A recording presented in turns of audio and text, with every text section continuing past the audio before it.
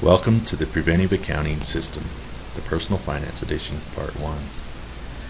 Preventive accounting is a new financial management system. The preventive accounting technique can be applied to many different applications. In this edition, it will be applied to personal finance, specifically day-to-day personal financial management. The following example is representative of a typical situation. It uses a monthly pay schedule. Its purpose is to introduce the basic concepts of the preventive accounting system. The preventive accounting system is based on a traditional transaction register, often known as a checkbook register. The first step in the system is to record our income into the transaction register when it is deposited at the bank. The next step is to make a list of all known expenses for the coming month. An easy way to do this is to look at the bills you paid last month and identify the ones which will need to be paid in the coming month. This includes things like house or rent payment, utility bills, car insurance, etc. You will also need to identify any periodic expenses that will be due in the coming month. This would include things like licensing your vehicle. For bills that vary month to month, like utility bills, an estimate will work. Each of these expenses should be rounded up to the nearest $10 or $100 amount. This helps keep the calculations simple. Other bills that may be included in the list are a buffer allowance for unexpected expenses, savings and investments, charitable contributions, and others. Everyone's list will be different. These expenses are referred to as pre-committed expenses. Once our list is compiled, these expenses should be added together to obtain a pre-committed expense total. This total is entered into the transaction register as an expense. This entry in the transaction register creates a hypothetical holding account. The actual money never leaves our checking account at the bank, but for the purposes of our daily financial decisions, it has been set aside to pay these known expenses when they come due. By subtracting this amount from our transaction register, the balance in our transaction register reflects the amount of money that we have available for discretionary spending. This process accomplishes two things. First, if our balance after accounting for pre-committed expenses is negative, we are in an upside-down financial situation. This type of situation will require eliminating some pre-committed expenses or increasing our income to bring our finances back into balance. Second, if our balance after accounting for pre-committed expenses is positive, we now have a realistic guide for making discretionary expenses. We refer to this balance as our real balance. At this point, we can go about our lives and make informed day-to-day financial decisions. This is where having a real balance is important. For example, the following day, we may walk into a store and see a new widescreen TV on sale for 75% off. It is normally $2,000, but today we can get it for $500. It's a great deal, but how will it affect our finances? If we are not using the preventive accounting system when we look at our balance, it would be easy to assume we have the money to make the purchase and still meet our obligations for the rest of the month. But a look at our real balance using the preventive accounting system shows the true picture. In reality, we only have $420 of discretionary spending money to get us through the rest of the month. By having realistic information at our fingertips, we are able to make an informed decision. In this example, we decide not to buy the TV, but whatever decision we make, we will have better understood the consequences, but we still have the opportunity to influence the decision. A few days later, we stop at a gas station and put $29.37 of gas in our car using the credit card. The preventive accounting method incorporates credit card transactions into the transaction register. Even though we used a credit card to purchase the gas, we enter the transaction into our transaction register as an expense.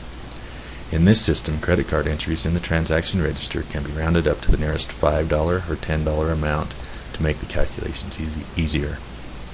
In this case, the transaction is rounded up to $30 when it is entered into the transaction register. This transaction should be marked with an easily identified symbol so it can be referenced at a later time. An easy way to do this is to simply circle the transaction. This entry also hypothetically transfers this $30 into our holding account. A few days later, we see some items we would like to buy at a department store. They will cost around $50. A quick glance at our real balance tells us that we have enough discretionary money to make this purchase. So we go ahead with the transaction. We decide to pay for it with a check, so we enter the amount of the check into our transaction register and subtract the amount from our balance just as we would normally do.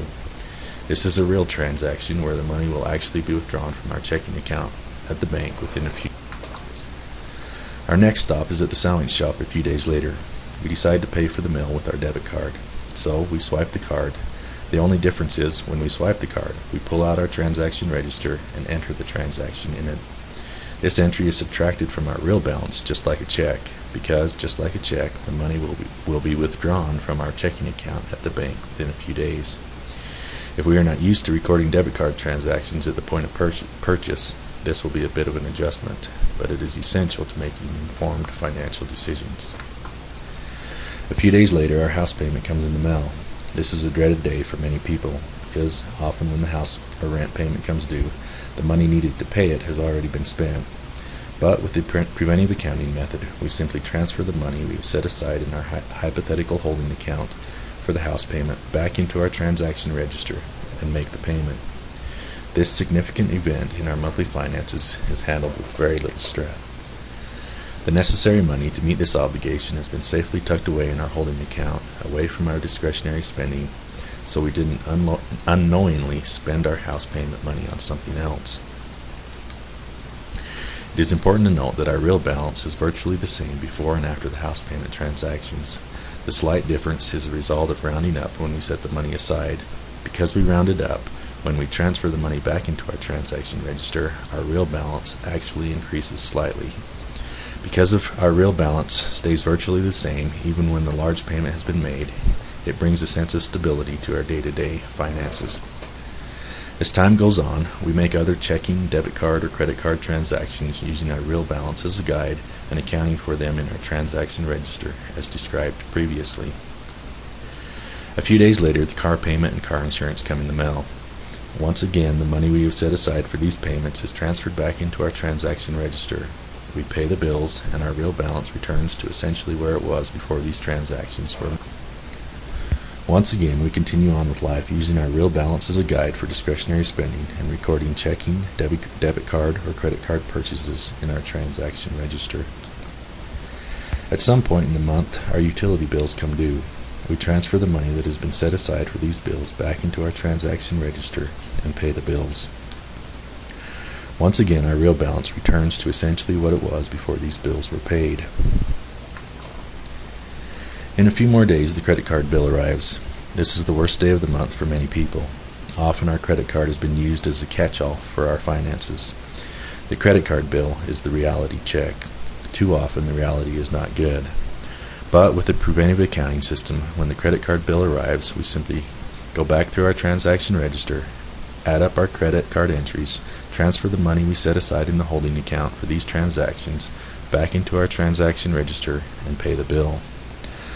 Some of our recent credit card transactions will not appear on the current credit card bill.